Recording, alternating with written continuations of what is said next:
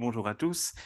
Alors aujourd'hui, je vais vous présenter un petit peu le premier cours du premier semestre ici à Louvain-la-Neuve.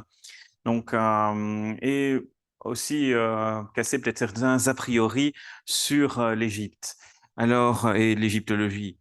Alors avant de vous emmener faire un petit tour dans la vallée des rois, pour le moment la température extérieure donne une assez bonne idée déjà de ce que ça peut être.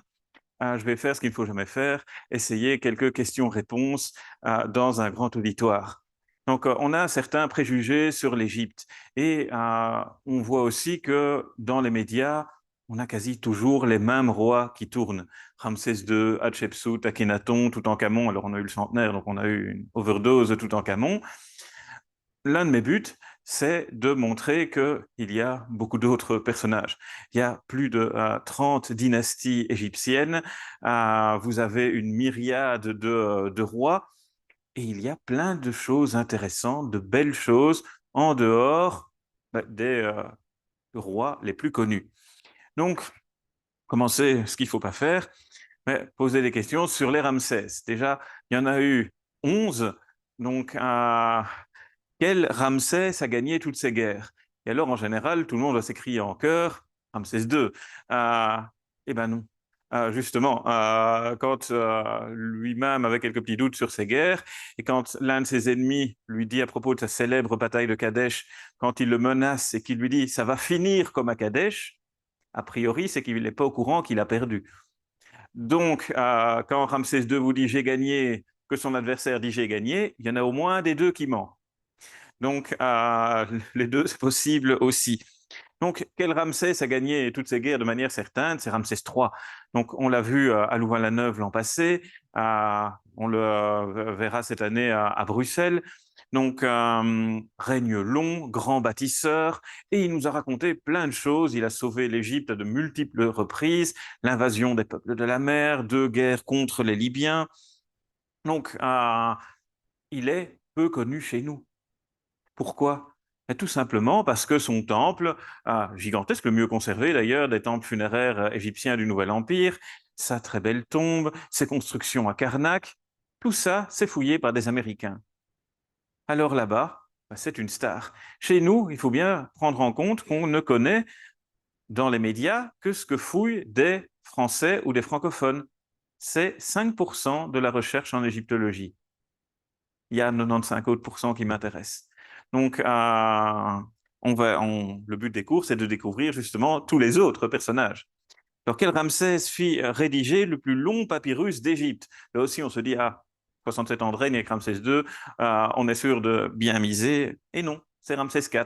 Plus de 40 mètres de papyrus, hein, donc vous avez quelques heures de lecture avec ça.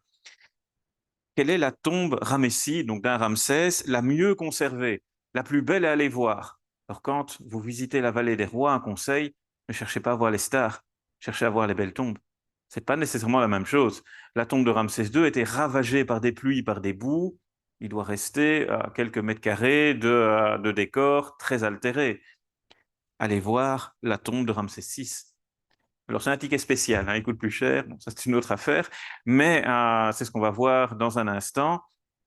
Donc, déjà, je casse ici un peu quelques préjugés. Alors, j'aurais pu mettre, pour faire la bête blague, quel est le plus grand Ramsès? Et je vous aurais dit, c'est Ramsès VI, il mesure 1,74 m. Donc, au niveau de la momie, oui, il est plus grand que Ramsès II. Mais, donc, les cours que je donne ici, c'est un cycle de cours. Alors, j'ai la grande chance que me laisse l'UDA de le faire sur des années. À l'université, ce ne serait pas possible. C'est 22h30 pour faire toute l'histoire d'Égypte. Le but des étudiants est aussi d'être formés à la recherche, pas à juste découvrir, à faire de l'histoire. Quand on est en histoire, c'est pas juste apprendre des choses par cœur, heureusement d'ailleurs. Donc ici, depuis des années, je fais toute une série de cours. Alors, je précise qu'ils sont dans l'ordre chronologique, c'est plus facile, mais qui sont tous indépendants. Il y a 3000 ans d'histoire d'Égypte. Si vous voulez suivre un cours sur De Gaulle, vous ne devez pas connaître la vie de Clovis, ça ne va pas vous aider. Si vous voulez connaître la vie de Ramsès IV, la vie de Khéops ne vous sera d'aucune utilité, même si elle est très intéressante.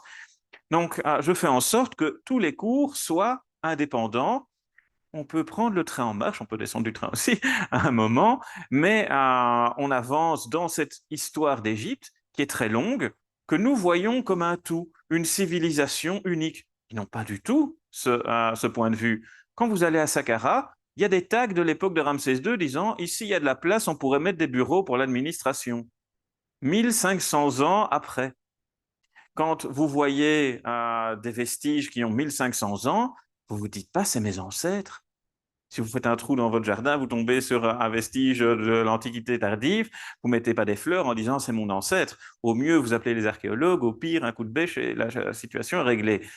Mais il faut bien garder à l'esprit que l'histoire d'Égypte est énorme. Donc, j'ai déjà fait pas mal de choses ici, oui, en 14 ans, hein, donc il y a eu pas mal de cours qui ont été donnés. On arrive vers la fin du Nouvel Empire. C'est pas pour autant qu'il n'y a pas de belles choses encore à voir. Les plus belles tombes de la vallée des rois seront menues cette année. On verra l'un des textes majeurs de l'histoire d'Égypte cette année. Donc, il y a encore plein d'autres choses après. Donc, notamment, tu diras la troisième période intermédiaire. Quand on voit le nom, c'est pas très engageant. Mais les seules tombes royales inviolées retrouvées en Égypte, c'est des tombes des rois de cette époque. Donc, il y avait d'ailleurs à Paris jusqu'hier une exposition qui les présentait. Alors, ils n'ont pas des noms très célèbres.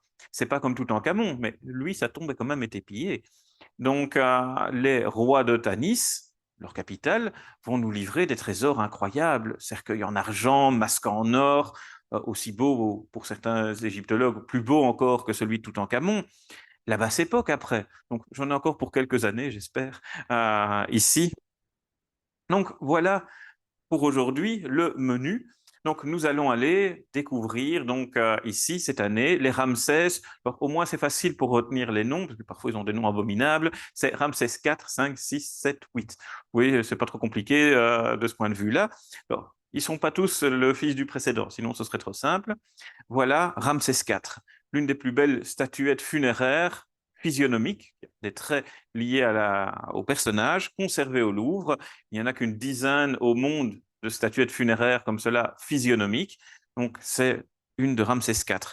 Donc, quand je présente un roi, je présente toujours les choses de la même manière. La titulature, son nom, ses noms, parce qu'il en a plusieurs, sa famille, pour essayer d'un peu s'y retrouver. Vous avez des arbres généalogiques, je fournis des tas de choses, donc il ne faut pas retenir tout par cœur, et pas d'examen à la fin. Le papyrus Harris, le fameux long papyrus, donc gigantesque, qui fait un point sur l'état de l'Égypte à son époque. Donc, on a une vision de tous les temples, de la cour. Des petits soucis aussi parce que son père est mort assassiné. Mais ça, on ne peut pas le dire, parce qu'un roi égyptien est omniscient. Et donc, il doit savoir qu'on va l'assassiner et empêcher l'assassinat. Donc, évidemment, vous ne pouvez pas dire que le précédent est assassiné, parce que sinon, il y a un précédent. Donc, on verra comment essayer d'arriver à écrire tout ça. Les relations extérieures, les expéditions pacifiques. On dit toujours, ah, ils ont construit ceci, cela. Mais d'où viennent les matériaux? Pour aller le voir. Les constructions du roi, l'Égypte à son époque et la mort du roi, avec évidemment un tour dans la vallée des rois. Donc voilà le papyrus en question. Alors je vous rassure, il ne faut pas avoir fait l'égyptien. Vous aurez une traduction française du dit papyrus. C'est l'écriture cursive. Mais il n'y a pas que du texte. Il y a aussi de très très belles vignettes sur ce papyrus, donc papyrus Harris. Quand on va voir les traces du roi, et notamment ici, c'est dans les carrières du Wadi Hammamat. Quand j'ai fait la photo, il y avait 67 à l'ombre et il n'y avait pas d'ombre. Donc, un des endroits les plus hostiles que j'ai pu voir en Égypte, mais qui nous a amené à des matériaux importants qu'on va retrouver dans les statues du roi. Ici, au Sinaï, donc le temple de la déesse Hathor, au sommet d'une montagne. Il se mérite 2 heures d'ascension pour arriver jusque-là. Euh, et là, nous sommes au cœur des carrières de turquoise pour faire les bijoux. On va aller voir les monuments du roi. Voilà ici Ramsès IV à Karnak, dans le temple de Khonsu. Et pour tous ceux qui ont été à Luxor, je suis sûr que vous avez vu des traces à lui sans même le savoir. Dans la grande colonnade de Luxor, toute la base est couverte de noms de Ramsès IV. Mais comme l'essentiel des guides égyptiens ne connaît pas l'Égyptien ancien, il voit Ramsès, il vous dit c'est Ramsès II. Ça, tout le monde connaît. Mais non, le 4. Il a été mettre son nom partout. Alors, on pourrait dire qu'il a un ego surdimensionné, sans doute. Mais disons que les rois égyptiens ne sont pas trop connus pour leur modestie. Mais il a été mettre son nom partout. Donc, on va essayer de retrouver les traces du roi. Et pourquoi est-ce qu'il a fait ça? Tout simplement, il est âgé. Il veut entrer dans l'histoire. Il sait qu'il n'a pas, comme son père, plus de 30 ans devant lui pour faire des temples. Quand vous montez sur le trône à passer 50 ans, à l'époque, vous savez que vous n'avez pas 30 ou 67 ans devant vous. Donc, ce n'est pas juste un usurpateur classique. Évidemment, un peu mariné, il faut garder le meilleur pour la fin, on va vers les tombes des rois. Donc, ici, dans la vallée des rois, la tombe de Ramsès IV, donc l'entrée monumentale, et des peintures qui sont encore en excellent état de conservation. C'est une des plus visitées parce qu'elle est à l'entrée de la vallée des rois, donc le tourisme de masse ne va pas beaucoup plus loin, mais elle vaut néanmoins la peine. Vous avez toute une série de grands textes religieux, donc ça aussi on les verra au cours. Que racontent tous ces textes? Alors, je vous le dis tout de suite, achetez plutôt, si vous voulez les lire, une traduction littéraire qu'une traduction littérale. La langue égyptienne est ultra répétitive. Donc, si vous voulez bien dormir, la traduction littérale est très intéressante, mais la littéraire vous donnera plutôt l'essence du texte. Il y a évidemment aussi toute une série de vignettes qui vont nous illustrer la vie funéraire des rois. Il y a différentes conceptions de l'au-delà pour les Égyptiens. C'est merveilleux, vous avez le choix. Vous pouvez choisir qui est votre dieu des morts. Vous pouvez choisir qui est votre dieu, qui sont vos dieux solaires. Vous pouvez choisir comment l'univers a été créé. Il y a au moins 5 possibilités. Et vous n'étripez pas votre voisin parce qu'il pense différemment. Donc ça, c'est l'avantage des polythéistes. Vous essayez plutôt l'assimilation. Et donc ici, on peut observer notamment donc, dans cette tombe le passage du soleil pendant la nuit. Qu'est-ce qui lui arrive? Et donc les Égyptiens vont écrire toute une série de textes, très anciens, pour raconter que le soleil va passer, il navigue sur une barque, dans la Douat, le monde inférieur. Et on va assimiler le roi avec le soleil.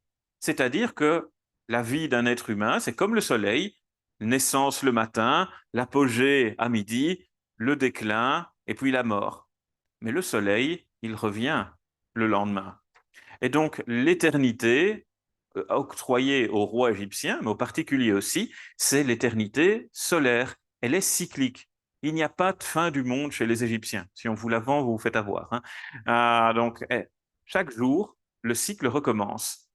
Mais il y a une deuxième éternité, l'éternité linéaire. Vous êtes momifié.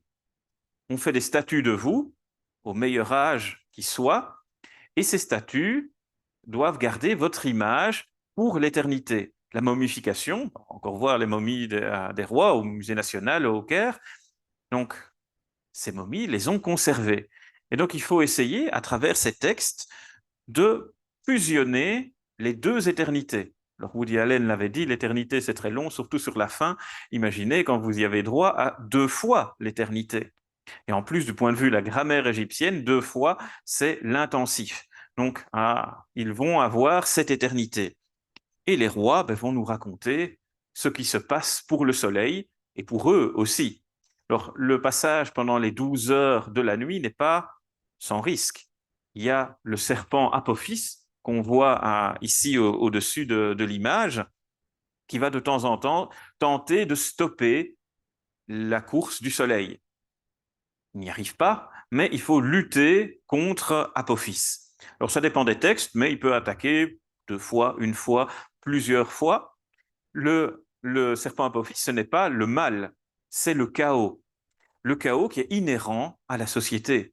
Et donc, même si vous coupez le serpent en rondelles, la nuit suivante, il s'est reconstitué. Alors, le chaos inhérent à les rouler au Caire, vous verrez, c'est un concept qui est toujours très en vogue dans la circulation égyptienne. On voit en dessous d'autres divinités donc, qui sont légèrement courbées. Ce sont les dieux de l'au-delà. Le soleil vient les éclairer, permet de la régénérescence. Alors, bien entendu, on sait que les momies vont pas se relever. Il n'y a qu'à Hollywood qu'elles se relèvent.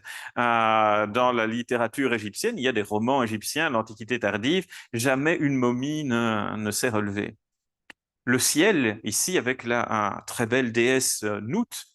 Donc, autre version pour le passage du soleil la nuit, il va être avalé par la déesse Nout et il va être le matin enfanté par celle-ci. C'est ce que l'on voit, le soleil avec une aile, donc qui est avalé par la déesse Nout, soutenu par le dieu Chou. Alors, les dieux égyptiens, je vais vous décevoir, il n'y a qu'une seule et unique manière de les identifier, c'est leur nom en hiéroglyphe.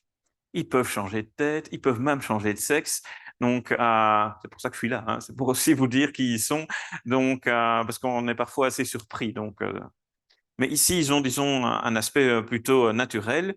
Donc, elle représente la voûte céleste, le corps peut être constellé d'étoiles ou ici de textes pour évoquer le passage du soleil pendant les 12 heures de la nuit.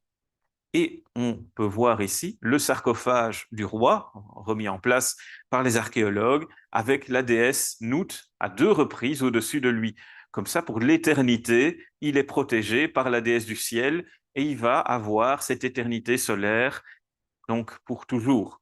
Alors malheureusement pour lui, Ramsès IV ne va pas rester très très longtemps dans sa tombe, puisque quelques décennies plus tard, les grands pillages vont commencer dans la vallée des rois et on va transférer sa momie vers une cachette. Donc, on ira l'explorer aussi pour retrouver les corps de ces rois et de temps en temps se poser les questions de comment est-ce qu'ils sont morts.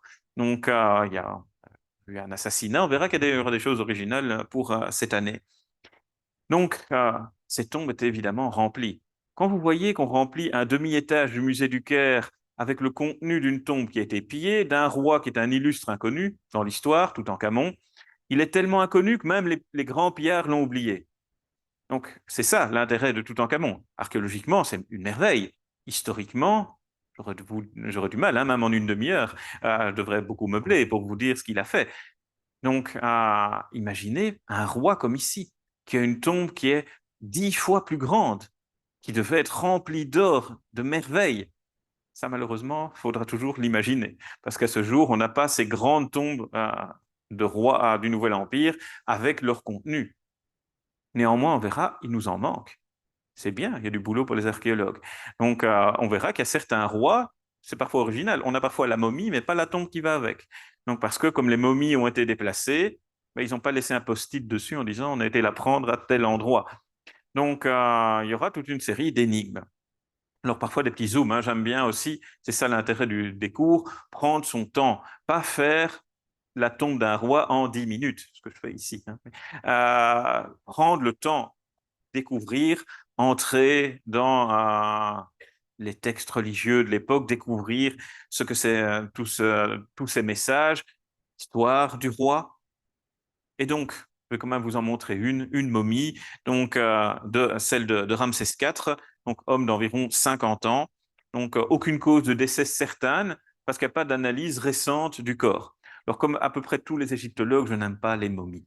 Donc, ça, c'est le cliché à la télé, qu'on adore les momies. Enfin, je vais encore les voir quand il faut. Voilà, Ramsès IV, ici, donc un des derniers rois dont on a une momie conservée. Alors, son fils, ce sera Ramsès V. Là, avec sa momie, je vous emmènerai faire un peu d'études de grands virus, d'épidémies, puisqu'on a un des premiers cas de variole attestés avec la momie de Ramsès V.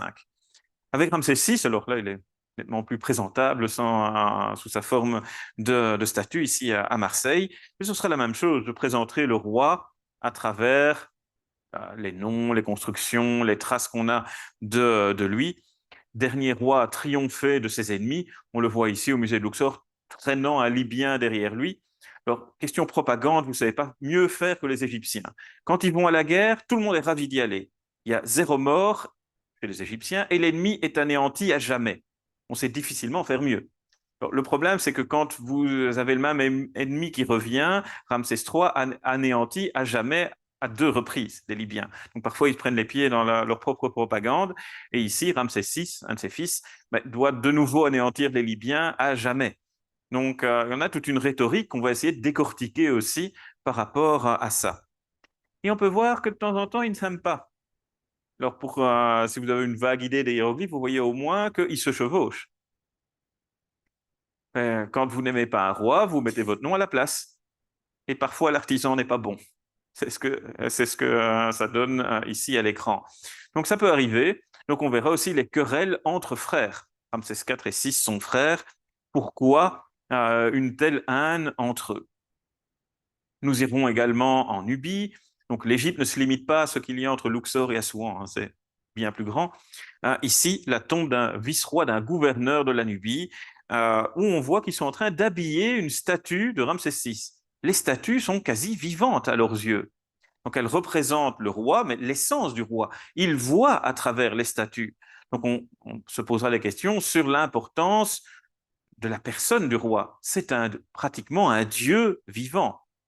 Et Ramsès VI, on le connaît aussi à travers cet ostracone, un ostracone des ostracas, des sons de poterie qui est servi de brouillon, donc un des plus célèbres du Louvre, présenté donc à de multiples reprises, encore à Lens, où j'ai eu la chance de guider l'année passée 6 groupes de l'université des aînés.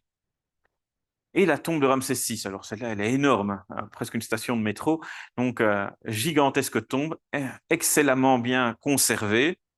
Et quand on entre, ça ressemble à toutes les autres, mais de toutes les tombes ramessides, c'est l'une des plus belles. Voilà Ramsès VI, alors je vous dis, c'est une des plus belles, et si vous regardez sa main, il a 2 mains sur un même bras. Il y a un petit souci, parce que le début de la tombe a été commencé par son neveu. Il a effacé le neveu, il s'est mis à la place, mais on n'a pas toujours très bien fait certaines choses. Donc, ça peut arriver aussi qu'on se vole les tombes au sein de la famille. Donc, évidemment, dans l'Antiquité, ils mettaient du stuc, ils camouflaient ça. Avec le temps, quand même plus de 2000 ans qui sont passés, le stuc est tombé. Alors, de temps en temps, on va aller voir les publications de personnages beaucoup plus anciens. Champollion, ou ici Lepsius, l'expédition prussienne, parce qu'ils ont pu voir des choses qu'on ne voit plus aujourd'hui.